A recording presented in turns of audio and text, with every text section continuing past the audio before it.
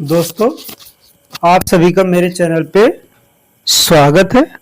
आज हम लोग संविधान की प्रस्तावना पर 100 महत्वपूर्ण फैक्ट्स का अध्ययन करेंगे। हाँ, उससे पहले आपसे निवेदन है कि यदि आपको मेरा चैनल पसंद आता है तो इस चैनल को सब्सक्राइब करिएगा, लाइक करिएगा। इससे आपके करने से मुझे बहुत आत्मबल मिलेगा और मेरे चैनल को ग्रो करने में हेल्प मिलेगी। तो आइए हम लोग चलते हैं 100 मोस्ट इंपॉर्टेंट प्रश्न जो परीक्षा की दृष्टि से बहुत ही महत्वपूर्ण है। तो देखिए, प्रस्तावना के संबंध में सामान्य जानकारी से संबंधित प्रश्न है कि प्रस्तावना संविधान का कौन सा भाग है। तो देखिए, यह संविधान का भाग ना होकर के ये क्या है, प्रारंभिक रूप से ये उसका प्रीफेस है, प्रस्तावना है, उद्देशिका है। प्रस्तावना को संविधान की किस संज्ञा से जाना जाता है? तो आप बताएंगे कि प्रस्तावना को संविधान की आत्मा कहते हैं, यह उसका आईना है और प्रस्तावना क्या है, संविधान का परिचय पत्र है। अब इसको स्वीकार कब किया गया था? तो आप बताएंगे कि 26 नवंबर 1949 को यह स्वीकार की गई थी और 26 जनवरी 1950 को संविधान के लागू होने की तिथि से यह प्रभावी हुई है। ठीक है। प्रस्तावना किस पर आधारित है? तो आप बता सकते हैं कि प्रस्तावना जवाहरलाल नेहरू के उद्देश्य प्रस्ताव पर आधारित है।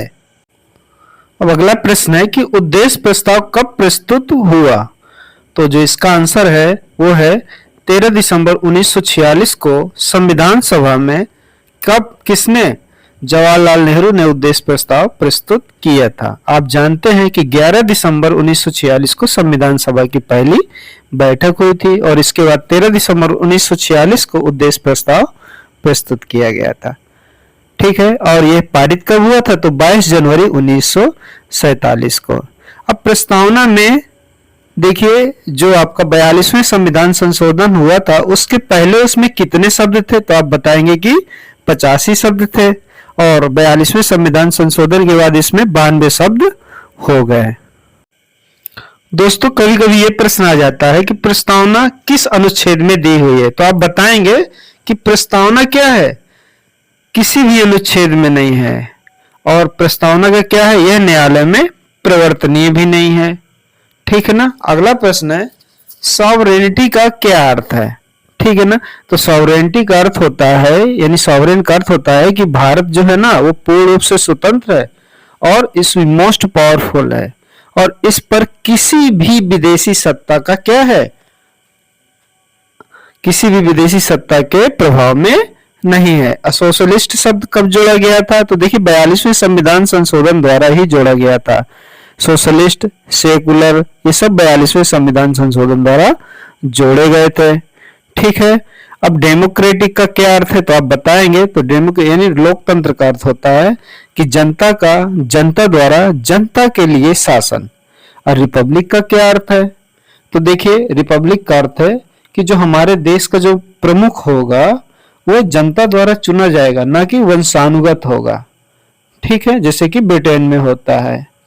अब हमारा अगला प्रश्न है कि प्रस्तावना में इंट्रीगेटिव शब्द कब जोड़ा गया? तो देखिए, ये भी आपका 42वें संविधान संशोधन द्वारा जोड़ा गया। और प्रस्तावना में राष्ट्र को किस रूप में घोषित किया गया है? तो देखिए, जब भी आप संविधान की प्रस्तावना को देखेंगे तो उसमें पहली लाइन आती है कि हम भारत के लोग भारत को एक संपूर्ण प्रभुत्व संपन्न समाजवादी पंथ निरपेक्ष लोकतांत्रिक गणराज्य बनाने के लिए। तो देखिए, यहाँ पे पंथ निरपेक्ष रहेगा। तो ये सब क्या है, इस रूप में राष्ट्र को घोषित किया गया है। प्रस्तावना में जनता को किस रूप में घोषित किया गया है? तो देखिए, आप बता सकते हैं कि इसमें बताया गया है कि जनता ही सर्वोच्च है, जो पूरी शक्ति का जो स्रोत है वो भारत की जनता है। We the people of India का महत्व क्या है? तो आप बता सकते हैं कि जनता ही संविधान की वास्तविक शक्ति है। प्रस्तावना संविधान सभा की किस भावना का प्रतिबिंब है? तो आप बताएंगे कि यह भारतीय जनता के आदर्शों और उनके उद्देश्यों का प्रतिबिंब है। अब इसके बाद जो प्रस्तावना है उसमें 3 प्रकार के न्याय हैं, सामाजिक, आर्थिक और राजनीतिक न्याय का उल्लेख है और इसमें 5 प्रकार की स्वतंत्रता दी हुई है। वो विभिन्न क्षेत्र कौन कौन से हैं? वो है आपका विचार है, अभिव्यक्ति है, विश्वास, आस्था और उपासना। आस्था का मतलब यहाँ पे धर्म से है, ठीक है ना। तो विचार, अभिव्यक्ति, विश्वास, धर्म और उपासना की स्वतंत्रता से है, ठीक है दोस्तों। प्रस्तावना के लक्ष्य में जो फ्रेटर्निटी है, बंधुत्व से क्या अभिप्राय है? तो देखो बताता है कि ये व्यक्ति की गरिमा और राष्ट्र की एकता के लिए बहुत ही इंपॉर्टेंट होता है। अब प्रस्तावना में व्यक्ति और राष्ट्र दोनों के बीच क्या संतुलन है? तो दोस्तों जब आप प्रस्तावना पढ़ेंगे तो उसमें आता है व्यक्ति की गरिमा और राष्ट्र की एकता और अखंडता, यही दोनों के मध्य संतुलन भी है। और आपके 42वें संविधान संशोधन में इसको जोड़ा भी गया था। प्रस्तावना में कौन सा शब्द 42वें संविधान संशोधन से जुड़ा है? तो आप आ गया आपका इंटीग्रिटी है, समाजवादी है, पंथ निरपेक्षता भी है उसी में। ये सब क्या है? 42वें संविधान संशोधन की ही देन है। जस्टिस, लिबर्टी, इक्वलिटी, फ्रेटर्निटी विचार किस क्रांति से है? तो देखिए आप पढ़ेंगे जो आपकी फ्रांसीसी क्रांति है ये उसका है। प्रस्तावना का अंतिम लक्ष्य क्या है? ये है आपका राष्ट्र की एकता और अखंडता। प्रस्तावना किस प्रकार मौलिक अधिकारों से जुड़ी है? तो दोस्तों आप बता सकते हैं कि जो प्रस्तावना के आदर्श हैं वो मौलिक अधिकारों में परिलक्षित होते हैं, ठीक है। और प्रस्तावना राजनीति के किस भाग से जुड़ी है? तो देखिए राज्य के नीति निर्देशक तत्व जो संविधान का चौथा भाग है उसमें भी प्रस्तावना का आदर्श हमको दिखाई पड़ता है, ठीक है दोस्तों। अब 31वां में बताया गया है कि प्रस्तावना पर क्या अलग से मतदान हुआ था? तो आप बताएंगे कि बिल्कुल नहीं।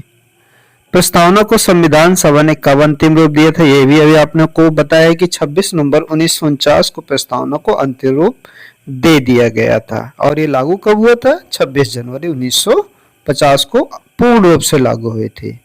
अब देखिए बताएंगे कि क्या प्रस्तावना संविधान का अंग है? तो आप कह सकते हैं कि हाँ, प्रस्तावना संविधान का अंग है।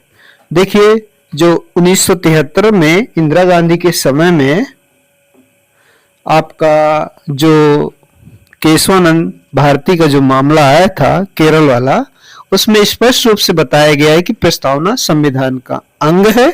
और इसमें हम चूंकि संविधान का अंग है तो इसमें भी हम बाकी अनुच्छेदों की तरह, संविधान में बाकी जो पार्ट्स है उसकी तरह इसमें भी हम संशोधन कर सकते हैं, ठीक है दोस्तों। अगला प्रश्न है कि प्रस्तावना किसके आदर्शों का प्रतिबिंब है? तो आप बताएंगे संविधान निर्माताओं की मूल इच्छाओं का है। और जो उद्देश्य प्रस्ताव है संविधान सभा में जवाहरलाल नेहरू ने प्रस्तुत किया था। अब अगला है कि संविधान सभा में उद्देश्य प्रस्ताव कब पारित हुआ था? तो प्रस्तुत तो आपका 13 दिसंबर 1946 को हुआ था, लेकिन पारित हुआ था 22 जनवरी 1947 को। तो अब पूछा गया कि क्या प्रस्तावना संविधान के अनुच्छेदों में लिखी गई है? हम पहले ही बता चुके कि नहीं, किसी भी अनुच्छेद में आपका प्रस्तावना का जिक्र नहीं मिलेगा। प्रस्तावना को संविधान सभा ने किस प्रकार माना है? बता सकते हैं कि प्रस्तावना को संविधान सभा ने संविधान की आत्मा के रूप में लिया है। और ठाकुर दास भगत ने प्रस्तावना को क्या कहा था? संविधान की आत्मा कहा था। और उन्होंने प्रस्तावना का संक्षिप्त परिचय भी दिया था। दोस्तों जो प्रस्तावना है ना वो संविधान सभा के किस दस्तावेज पर आधारित? तो आप बता देंगे कि ये उद्देश्य प्रस्ताव पर आधारित है। ओके 11वां है, देखिए ये कुछ केस दिया हुआ है कि बेरुवाडी यूनियन केस 1960 में सुप्रीम कोर्ट ने क्या कहा था? एससी का मतलब है सुप्रीम कोर्ट ने, उन्होंने कहा था कि प्रस्तावना संविधान का हिस्सा नहीं है। देखिए ये जो सब वाद दिए हुए ना उनसे कोई ना कोई प्रश्न तो 100% हर कंपटीशन में पूछा जाता है, तो याद रखना है। और केशवानंद भारती केस में क्या कहा था? उसमें कहा था कि संविधान सभा का हिस्सा है प्रस्तावना और मूलभूत संरचना का अंग है। इसके अलावा LIC ऑफ इंडिया केस है और VR बुम्बई केस और इंदिरा नेहरू गांधी केस भी है, तो इनको भी आप लोग अध्ययन कर लेंगे। इसके बाद है कि क्या प्रस्तावना न्यायालय में लागू की जा सकती है? तो आप कहेंगे बिल्कुल नहीं।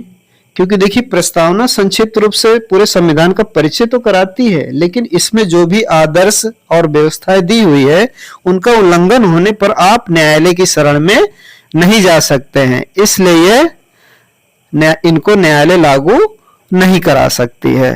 ठीक है, फिर भी कहता है कि प्रस्तावना का फिर महत्व क्या है, तो देखिए ये संविधान की व्याख्या करने में उसके मार्गदर्शक सिद्धांत के रूप में कार्य करते हैं।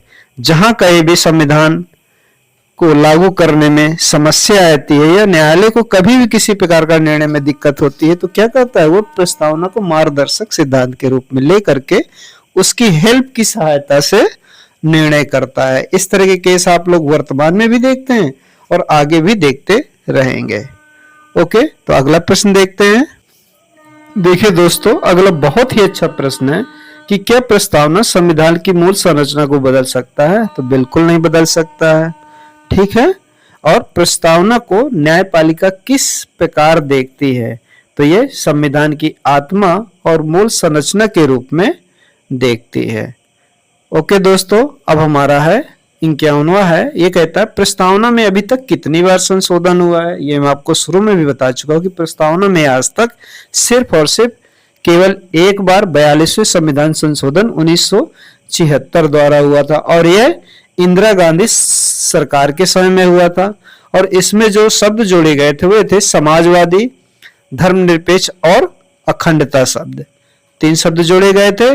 और 42वें संविधान संशोधन 1976 को संविधान का मिनी संविधान भी कहा जाता है।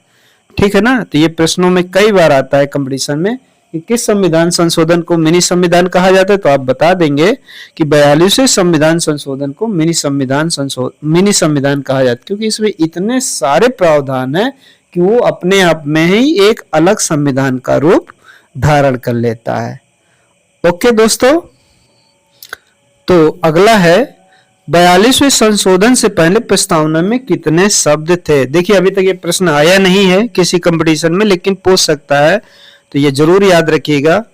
है तो बहुत इजी लेकिन कठिन भी बन सकता है कि 42वें संविधान संशोधन से पहले प्रस्तावना में 85 शब्द थे और संशोधन के बाद इसमें 92 शब्द हो गए। अब जो बहुत इंपॉर्टेंट अनुच्छेद है वह है 368। ये क्या करता है, ये बताता है कि संविधान संशोधन कैसे किया जा सकता है। दोस्तों अगले दोनों प्रश्न तो रिपीटेड हैं, तो अनुच्छेद 368 क्या है, तो इसको देखिए समझ सकते हैं कि ये संविधान संशोधन से संबंधित है, इसीलिए प्रस्तावना में भी संशोधन इसी अनुच्छेद के तहत होगा। प्रस्तावना की शुरुआत किस शब्दों से होती है we the people of India, यानी हम भारत के लोग। ये किस देश से लिया गया है, ये अमेरिका से लिया गया है। न्याय, स्वतंत्रता, समानता, बंधुत्व किससे लिया गया है, तो देखिए ये अमेरिका क्रांति का नारा था इसलिए उससे ली गई है। और भारत की अवधारणा, समाजवाद की अवधारणा आपकी रूस से प्रभावित है। धर्मनिरपेक्षता की अवधारणा कहां से प्रभावित है, तो देखिए पश्चिमी देशों से। आप वहां जाएंगे तो वहां पे किसी भी धर्म को बहुत खास महत्व नहीं है तो ईसाई धर्म, लेकिन वहां पर बहुत सारे धर्मों का भी प्रभाव है। प्रस्तावना की शैली किस देश से ली गई, तो ये आपके आयरलैंड से है। और अमेरिका संविधान की तरह भारत में भी क्या नया है, तो देखिए अमेरिका में के संविधान में भी प्रस्तावना है और हमारे देश के संविधान में भी प्रस्तावना है। तो एक प्रश्न आता है कि क्या प्रस्तावना हर देश के संविधान में होती है, तो आप कहेंगे बिल्कुल नहीं, हर देश के संविधान में प्रस्तावना नहीं होती है। ठीक है, तो जो भारतीय संविधान की प्रस्तावना है किन देशों से सर्वाधिक प्रभावित है, तो आपका अमेरिका है, फ्रांस है, रूस है और आयरलैंड। ये 4 मोस्ट इंपॉर्टेंट देश हैं जिनसे हमारे देश के संविधान के बहुत सारे भाग लिए गए हैं। आगे जो आप पढ़ेंगे जैसे नीति निर्देशक तत्व तो कहाँ से, आयरलैंड से ही है। आगे है कि रिपब्लिक शब्द की प्रेरणा कहाँ से, तो फ्रांस और अमेरिका से है। अब प्रस्तावना में प्रयुक्त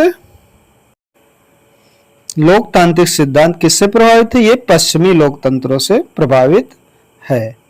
अब देखिए कि डॉक्टर भीमराव अंबेडकर ने प्रस्तावना को क्या कहा था, ये संविधान की आत्मा कहा है।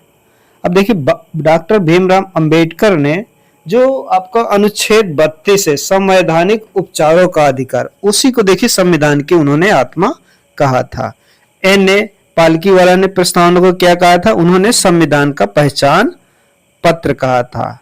और आपका ठाकुर दास भगत ने क्या कहा था? तो आप बताएंगे कि ठाकुर दास भगत ने भारतीय लोकतंत्र का संक्षिप्त रूप भी कहा था, और इन्होंने ही देखिए इसको संविधान की आत्मा भी कहा था। किसको? प्रस्तावना को। अगला है कि के मुंशी के अनुसार प्रस्तावना क्या है? तो प्रमुख व्यक्तियों के विचारों में आप बताएंगे तो इन्होंने बताया था कि संविधान का ये क्या है? मार्गदर्शक तत्व है, और जवाहरलाल नेहरू के ये उद्देश्य प्रस्ताव से भी जुड़ी है। पंडित नेहरू ने उद्देश्य प्रस्ताव कब रखा था? ये भी आपका रिपीटेड हो गया 13 दिसंबर 1946 में। और डॉक्टर राजेंद्र प्रसाद ने क्या कहा? तो आप बताएंगे कि डॉक्टर राजेंद्र प्रसाद ने इसे संविधान का दर्पण कहा है। तो दोस्तों 78वां प्रश्न है, किसने कहा कि प्रस्तावना संविधान का परिचय पत्र है? तो आप बताएंगे कि एन.ए. पालिका वाला ने कहा था। डॉक्टर अंबेडकर ने प्रस्तावना की तुलना किससे की थी? तो इसकी तुलना की थी संविधान की आत्मा और मार्गदर्शक से।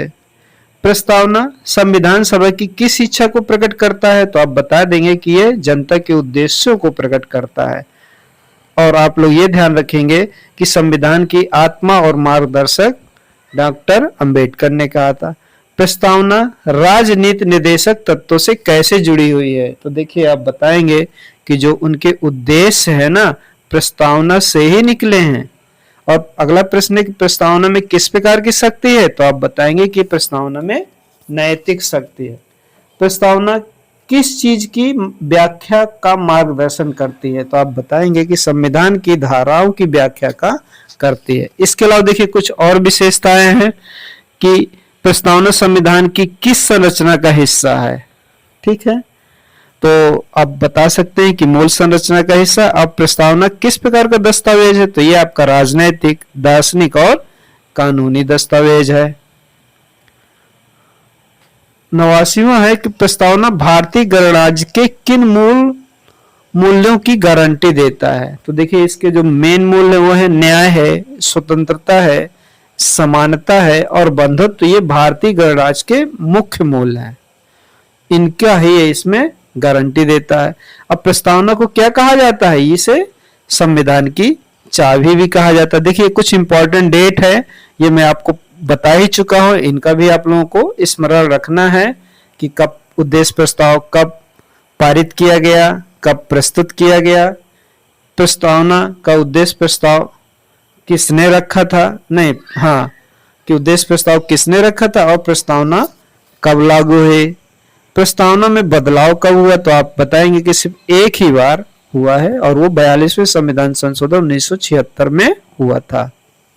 अब है कि प्रस्तावना में कौन कौन से शब्द 42वें संविधान संशोधन से जुड़े हैं? तो आप बता सकते हैं कि समाजवादी, धर्मनिरपेक्ष और अखंडता शब्द आपके 42वें संविधान संशोधन के द्वारा जोड़े गए हैं।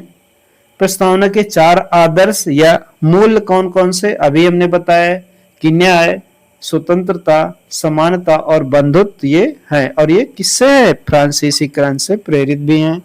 प्रस्तावना किस क्रांति से सबसे अधिक प्रभावित है? तो आप बताएंगे फ्रांसीसी क्रांति से सर्वाधिक प्रभावित है। प्रस्तावना संविधान की कौन सी संरचना को दर्शाती है? तो आप बताएंगे ये इसकी मूलभूत संरचना को दर्शाती है। और प्रस्तावना संविधान का कौन सा रूप है? तो ये घोषणा पत्र है, डिक्लेरेशन है। प्रस्तावना किस प्रकार की शक्ति रखती है? तो मार्गदर्शक और नैतिक शक्ति के रूप में है। अब देखिए इसके अलावा प्रस्तावना से संबंधित कुछ और पॉइंट है, इनको आपको ध्यान देना है कि 42वें संविधान संशोधन में क्या हुआ था। तो समाजवादी, धर्मनिरपेक्ष और राष्ट्रीय अखंडता इसमें आया है। और प्रस्तावना का जो संशोधन भी होगा वह अनुच्छेद 368 के द्वारा ही होगा। कुछ प्रस्तावना से संबंधित मुख्य तत्व हैं जो मैं आपको फिर से रिकॉल के लिए बता देता हूं, इनको आप लोग ध्यान से देख लीजिए कि उद्देश्य प्रस्ताव किसने रखा, कब रखा, कब पारित हुआ और प्रस्तावना की कब स्वीकार की गई और कब लागू की गई। ये बहुत इंपॉर्टेंट 6 पॉइंट है जो अक्सर है तो बहुत सरल लेकिन पेपर में आते हैं कि प्रस्तावना को नेहरू ने रखा, कब रखा तो 13 दिसंबर 1946 को, कब पारित हुआ 22 जनवरी 1947 को। तो इसी प्रकार है। अब दोस्तों, यदि आपको मेरा वीडियो पसंद आया हो और आप मेरे चैनल में नए हो तो मेरे चैनल को सब्सक्राइब जरूर करें और बेल आइकन को भी दबाएं। Thank you.